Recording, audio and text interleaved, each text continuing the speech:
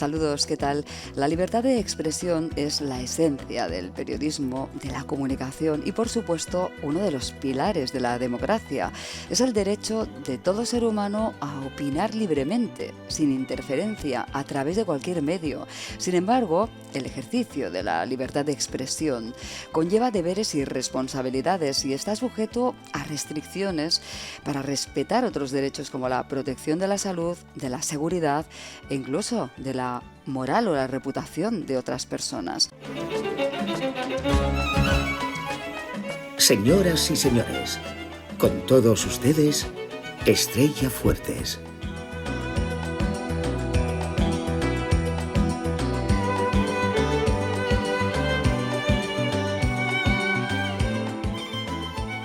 La violencia desatada estas noches en diversas ciudades de nuestro país preocupa, y más en este contexto de cansancio, la lucha que tenemos por la pandemia. Hoy quiero hablar de lo que está ocurriendo en nuestra sociedad desde una perspectiva diferente, no ideológica, no política, pero sí esencial, a mí me lo parece.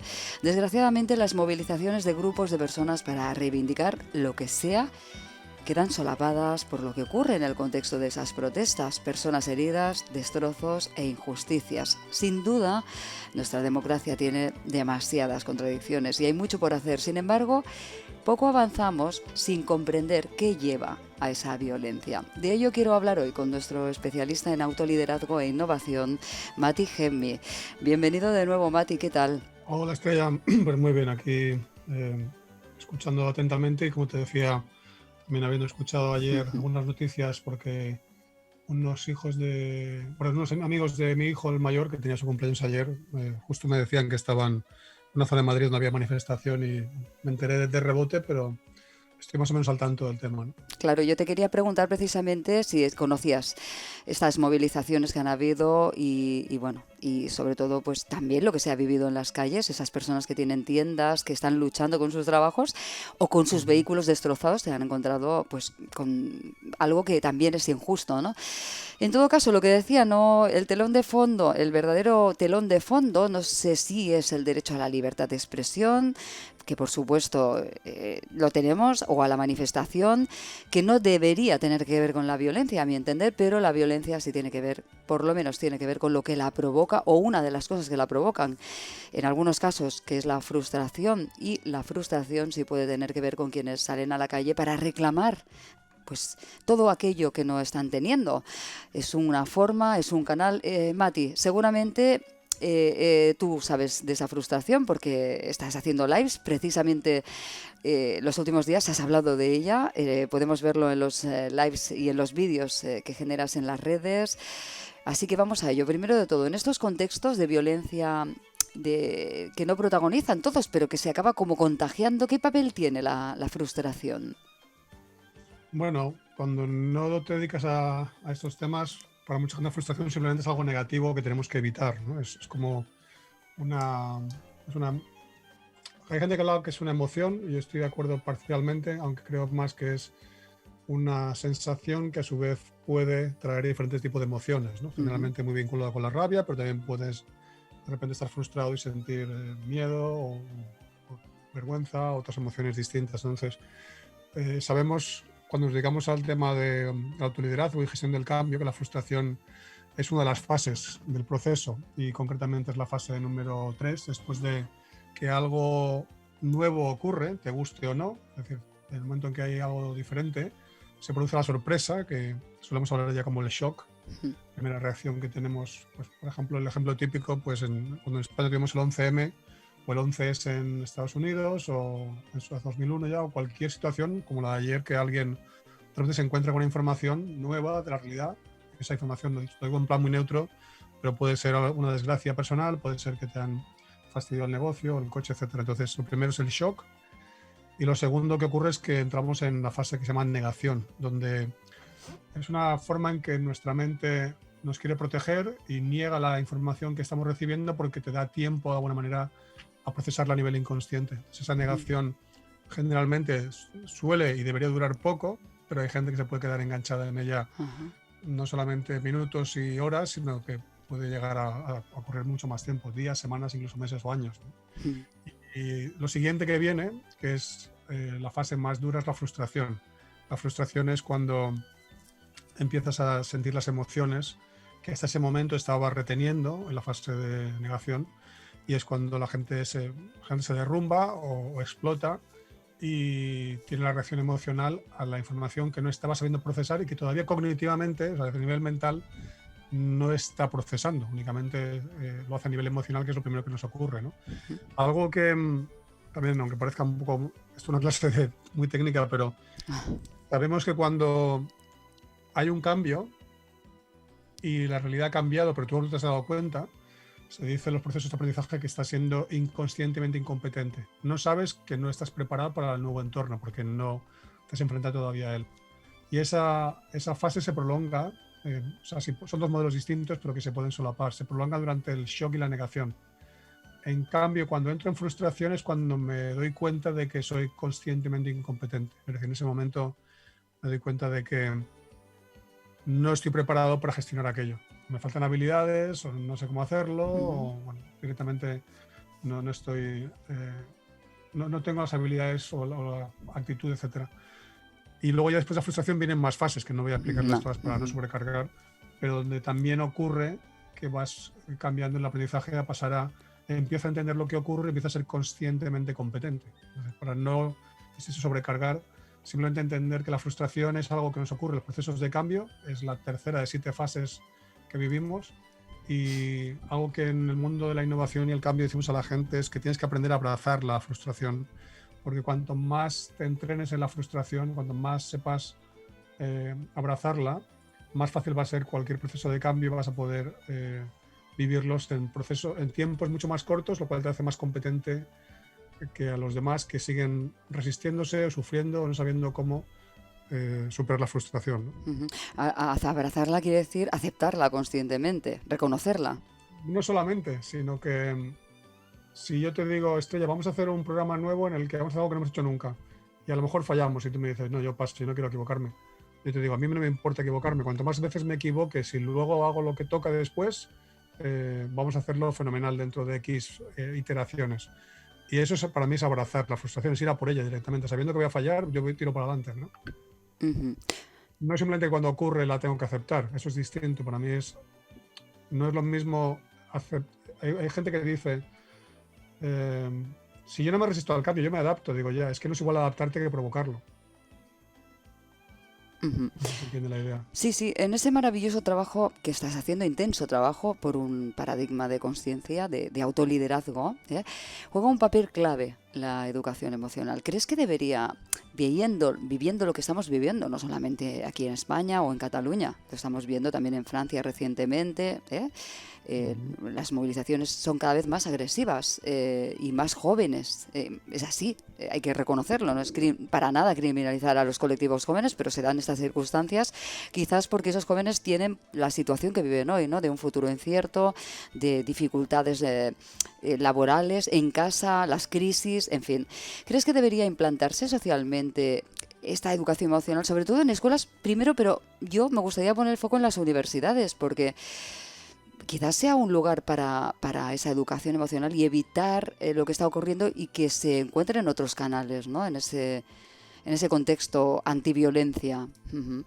Bueno, para mí no tengo ninguna duda de que viviríamos mucho mejor si se explicase, idealmente primero en casa y luego ya en los colegios, como mínimo lo que se hablaba en su día de inteligencia emocional, que sería un primer nivel. Aquí cuando hablamos de autoliderazgo ya es un poco más avanzado, pero por lo menos inteligencia emocional para que la gente entienda qué son las emociones, que entienda al menos cómo gestionarlas, idealmente cómo liderarlas, cómo saber trascenderlas, y a partir de ahí todo sería mucho más interesante. Yo hace tiempo ponía una cita en redes sociales que decía: debería ser obligatorio por ley cumplir tus sueños, porque para que alguien se ponga a cumplir sus sueños, eso implica que tiene que tener el coraje de ampliar su zona de confort, hacer cosas nuevas, atreverse a fallar, aprender, abrazar la frustración y a partir de ahí darse cuenta de las capacidades reales con las que llegamos a este planeta, porque todos tenemos un cerebro que para mucha gente se le olvida que lleva eso entre las orejas.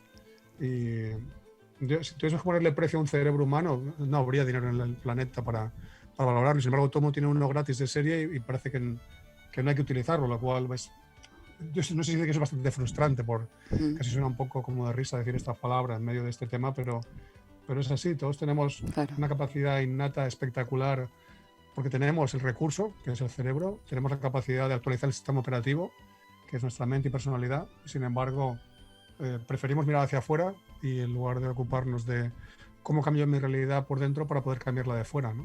Mm. ¿Entran ganas, Mati, de ir a hablar con algún rector de una universidad para que implantes algún tipo de asignatura? De verdad que me ha venido a la cabeza y lo digo así, ¿eh? Ujú. Porque otra cosa es quienes no van a la universidad porque no pueden y defienden lo que está pasando en su reivindicación de una vida digna, por ejemplo, como hemos oído, con trabajo digno, decían, mientras se quemaban contenedores y otras cosas, ¿no?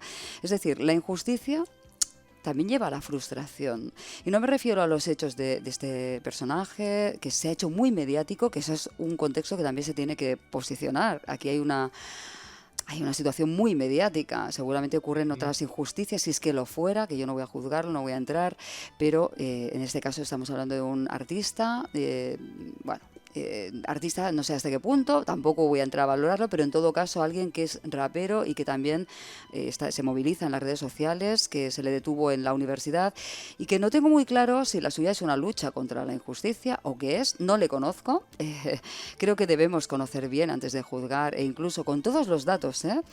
A veces hay un vacío, ¿eh? Pero sí podemos juzgar lo que lleva tanto a ese artista o el profesional que sea, como a personas a expresar ideas con discursos agresivos, a cometer actos delictivos fuera e incluso dentro de casa. Parece que la frustración está como detrás de toda violencia. En otros hay casos en que hay otros factores, enfermedades, adicciones, pero si ahondamos, también acaba siendo nuestra gran enemiga. ¿Eh, Mati? Bueno, si piensas, en parte es como si dijésemos, hay hidrógeno en toda gota de agua, dices, claro, porque es H2O. Hay frustración en cada cosa de estas que estás describiendo. Claro, es que todas esas cosas implican que ha habido un cambio. O sea, si yo estoy tranquilamente y nada cambia, muy probablemente sea muy difícil que yo sienta una emoción diferente a la que estaba sintiendo de antes. Y si estaba tranquilo y no cambia nada, es que tampoco voy a cambiar yo. Entonces, en el momento en que se produce un cambio, hay, como decía hace un momento, 7 fases. Y una es la frustración. Inevitablemente, es como si todo el mundo dijese, en todas las cosas que ocurren hay negación. Por supuesto, porque luego antes ha ocurrido shock y después ha ocurrido frustración y después va a ocurrir aceptación y después va a ocurrir aprendizaje. Entonces, es algo que cuando sabes cuando tienes las distinciones, otro día hablaba con un amigo que es cirujano y me decía, claro, tú tienes distinciones de lo tuyo y dice, yo tengo de lo mío.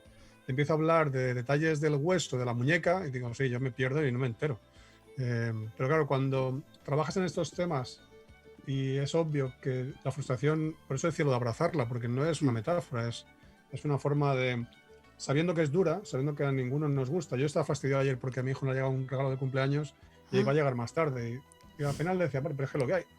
Puedo enfadarme o puedo aceptarlo y decir, vale, pues mira, haber planificado mejor, haberlo pedido con más tiempo, haberte acordado que el Brexit está retrasando en las fronteras todo tipo de envíos que vienen de Europa. Pero al final es, o lo aceptas y aprendes y aplicas para que la siguiente vez no te pille, o te enganchas en la frustración, decides quedarte ahí, decides quejarte, criticar, culpar, que son comportamientos que son la consecuencia de la frustración, o sentirte víctima, lo conviertes en un hábito y entonces lo que nos damos cuenta es que estamos habituados a formas de estar y de ser y de hacer. Es decir, cuando vemos a gente que incluso va a una manifestación y va equipada y dices, este no es la primera vez que viene. O me da igual si es para una manifestación o si en el trabajo alguien no para quejarse y dice las frases, como yo explicaba ayer, con el típico regustillo de será imbécil, y parece que lo estás diciendo como está ensayado ya, ¿no? Es la primera vez que lo dices, con lo cual esto denota que tienes el hábito de Sí. quejarte, de culpar, de victimizarte, de criticar, y no te das cuenta que te has habituado a ello y que está dominando tu forma de gobernar tu vida, lo cual te hace esclavo de esas emociones y esos hábitos. Claro, hasta que no entiendes estos temas y no los trabajas, pues simplemente eres la marioneta de tus propias emociones y tus propias decisiones inconscientes, pero es que somos así, yo tampoco lo sabía hasta que lo aprendí. Claro. Bueno, pues unos consejitos va para neutralizar la frustración. Ya sé que es un tema que da para mucho, pero alguna sugerencia para nuestras y nuestros oyentes para canalizarla por el buen camino, en ese momento que ya sabemos que está el shock y decías, Mati, la negación en la que, durante la cual somos inconscientes, en ese momento que somos conscientes, ¿qué 3 o 4 o los que quieras brevemente pasos clave recomiendas para neutralizar? Así ya de entrada cada persona practicarlo. Mm. ¿Qué se te ocurre? ¿Qué nos Me dices? está- Te estoy retando. es que me sonrío y me río porque estoy pensando, es como tener la enciclopedia británica de cosas que te han regalado, que tienes un montón de historias y dices, ¿y ahora cuál elijo de todas las que hay aquí? Porque hay muchísimas cosas que se pueden hacer. Ah, qué bien.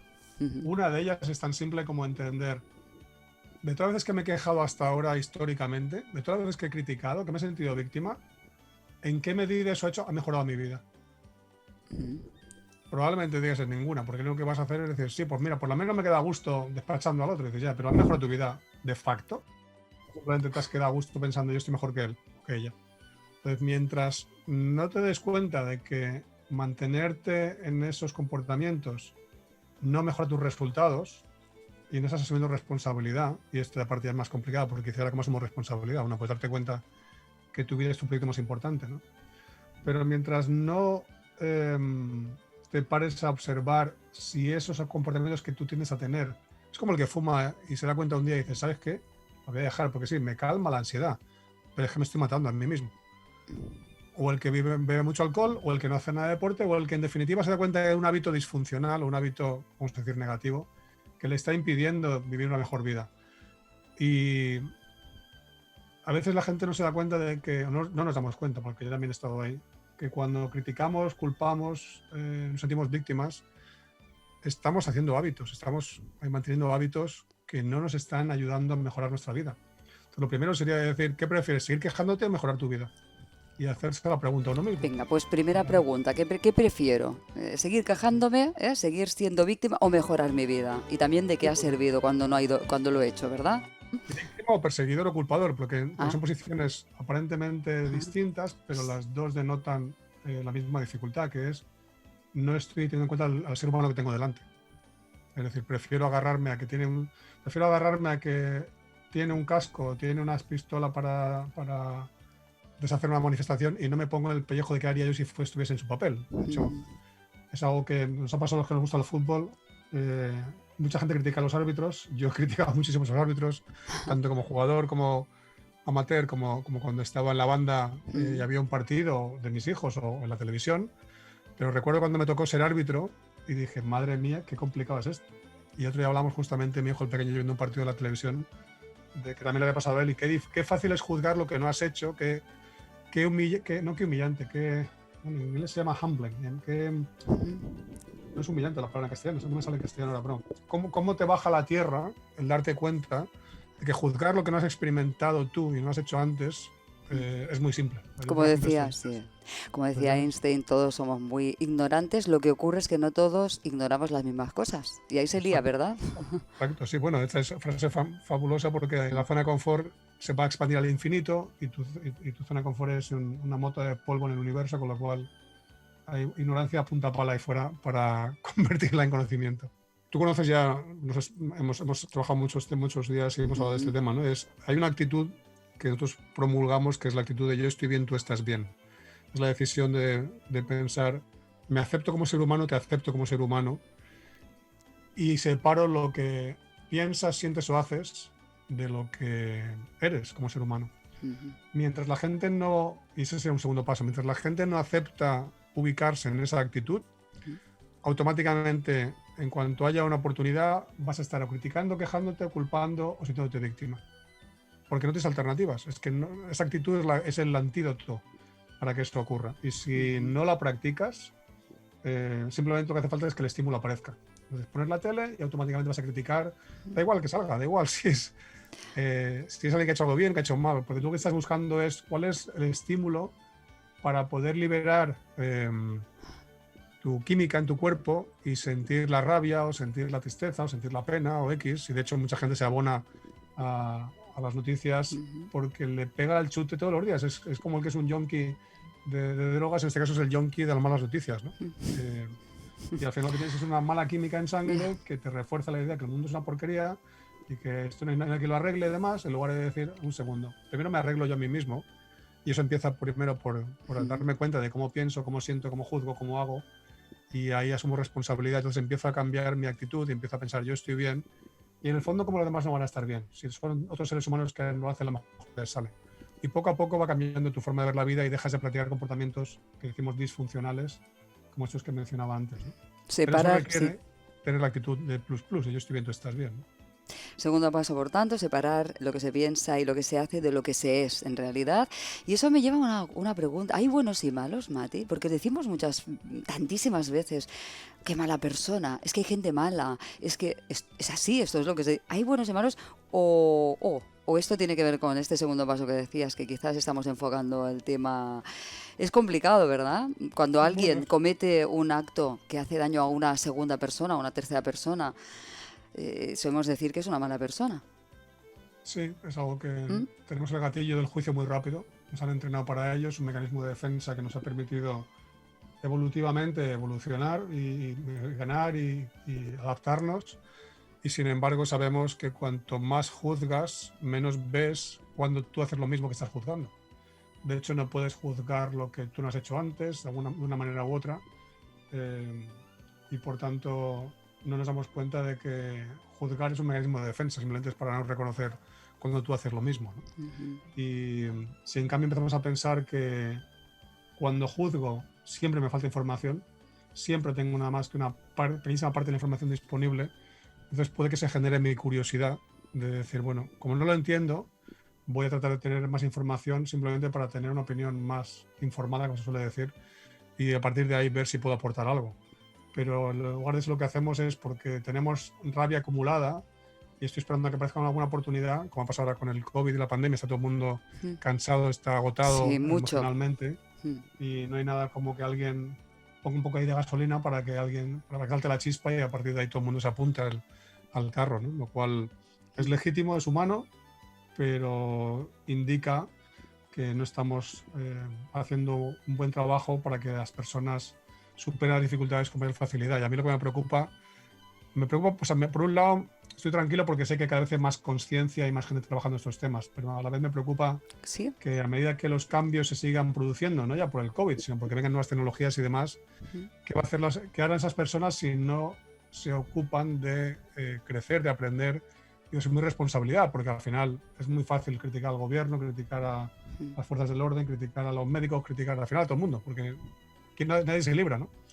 Y esto es como el chiste que decía un loco por la autopista en dirección contraria. Dice, uno no, muchos. Y eres tú mismo el que está sin querer creando una situación que no es para ti tampoco beneficiosa, ¿no? Tú eres también de mi año, de mi edad. Estudiaste filosofía, ¿recuerdas? Sí, me encanta. Exacto. Bueno, es que seguro que te gusta. Si no te gusta, me dejas preocupada. No, y más en tu caso. Porque... no me gustaba el profesor, pero me encantaba la asignatura. Claro. Esto nos ha pasado a más. Lo cual no es muy habitual. Esto también nos ha pasado a más de una persona, que nos guste una asignatura y no nos guste del todo el profesor, porque es que es clave, ese mentor, esa persona que nos guía. Ocurre al revés, claro. Si te gusta el profesor, te gusta la asignatura. Pero que en todo caso lleva a pensar efectivamente en que qué preocupación ante tantos cambios si no hay un autoliderazgo, porque estas crisis comportan que mucha frustración, ¿no? Como podemos estar viendo, no solamente por estos hechos que han ocurrido estas últimas noches, con las que hemos empezado este programa, que vamos a acabar ya muy prontito, sino también por la situación que están viviendo tantas personas que en este momento esta crisis sanitaria económica y los daños colaterales de la pandemia están trayendo y van a traer, ¿verdad? Que es esa preocupación tuya de si no nos ponemos las pilas, cuánta gente se va a quedar fuera, ¿no? Sí. A ver, estabas hablando y me está yendo a mi mundo y estaba pensando, ¿no? Que últimamente cuando explicamos a la gente lo que está pasando es... hay como 4 formas de gobernar tu vida, ¿no? Y ahora que está tan de moda hablar de gobierno en general, digo, bueno, pues hablemos de cómo gobernamos en nuestra propia vida, ¿no? Y una es me dedico a reaccionar, que es únicamente pues lo que hacen, digamos, también los animales, ¿no? Le pinchas y salta. Y eso sería como la forma más básica de gobierno, simplemente reacciona a lo que ocurre, ¿no?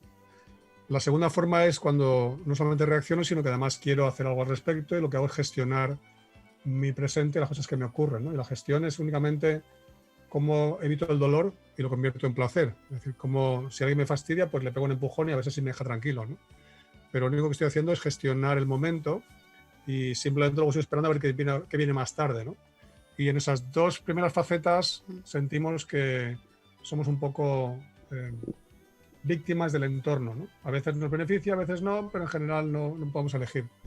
Sin embargo, cuando empiezas a darte cuenta de que hay gente que sí consigue las cosas cambien y decides no pensar que tienen suerte, sino que se lo han buscado en plan positivo, empiezas a pensar, ¿y cómo puedo hacer también lo mismo yo? Empiezas el autoliderazgo, empiezas a decidir qué quiero hacer con mi vida, qué quiero que pase aquí a 5 años, en quién me quiero convertir, qué quiero aprender. Que de hecho, curiosamente, mucha gente hace cuando estudia en la universidad, por ejemplo, incluso quizá en el colegio, para algunos que han ido voluntariamente, no obligados, y empiezan a plantearse quién quiero ser. Quizá con un nivel de conciencia todavía muy bajo, y porque están siguiendo únicamente lo que le dice el sistema y lo que tengo que hacer, lo dicen mis padres, lo dice el sistema, y si no hago esto soy un inútil, entonces bueno, pues parece como una aguda hacia adelante. Pero cuando ya empiezas a decidir, no, quiero ir más allá simplemente de mis estudios y quiero determinada posición, o quiero ganar más dinero, o quiero estar más sano, o quiero tener mejor relación de pareja, etcétera, ahí empiezo el autoliderazgo, ya empiezo a elegir. Liderazgo en inglés viene de lead, que es de guiar. Empiezo a guiar mi vida hacia una dirección concreta, no solamente a reaccionar o gestionar el presente.